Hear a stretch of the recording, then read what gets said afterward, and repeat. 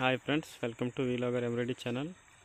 ಇವತ್ತು 3 ಫೇಸ್ನ motor on ಮಾಡಿದ್ದೀನಿ. ನೀರು ಈ ಥರ ಬರ್ತಾಯಿದೆ, ಸಣ್ಣ ಲೈನ್ ರಿವರ್ಸ್ ಕೊಟ್ಟಿದ್ದೀನಿ. ರಿವರ್ಸ್ ಯಾವ ಥರ ಅಂದರೆ ROIV ಏನಿದೆ ಅಲ್ವಾ, ಇದು ಕರೆಕ್ಟಾಗಿ ಇಲ್ಲಿದೆ. ಬಟ್ ಇಲ್ಲಿ ಏನಿದೆ ಅಲ್ವಾ, ಮೇನ್ ಪೋಲ್ಸ್ನಿಂದ ಬರುತ್ತಲ್ವ, ಪೋಲ್ಸ್ ಇರೋ ಬರೋಂಥ ಈ ವೈರಲ್ಲಿ ನಾನು ಚೇಂಜ್ ಮಾಡಿದ್ದೆ. ಬಟ್ ಇಲ್ಲಿ ನೀವು ಚೇಂಜ್ ಮಾಡಬಾರ್ದು ಯಾವುದೇ ಕಾರಣಕ್ಕೂ.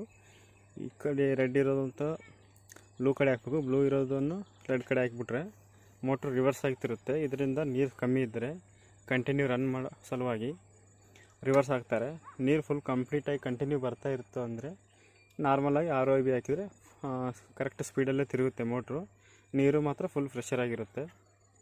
ಬಟ್ ನೀರು ಇಲ್ಲಾರ್ದವ್ರಿಗೆ ಈ ಆಪ್ಷನ್ ಇದೆ, ಅಂದರೆ ಈ ಕಡೆ ವೈರ್ ಈ ಕಡೆ ಹಾಕಬೇಕು, ಈ ಕಡೆದು ಈ ಕಡೆ ಹಾಕಬೇಕು. ಈ ಥರ ಹಾಕಿದರೆ ಮೋಟ್ರು ಸುಡಲ್ಲ.